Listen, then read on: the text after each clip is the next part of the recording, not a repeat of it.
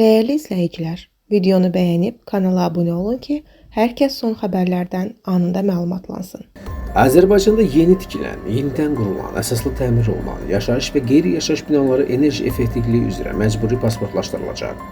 Xəbər verilir ki, bu, Prezident İlham Əliyevin təsdiqlədiyi enerji resurslarından səmərəli istifadə və enerji effektivliyi haqqında qanuna əlavə edilən yeni 17.3-cü maddədə əksini tapıb.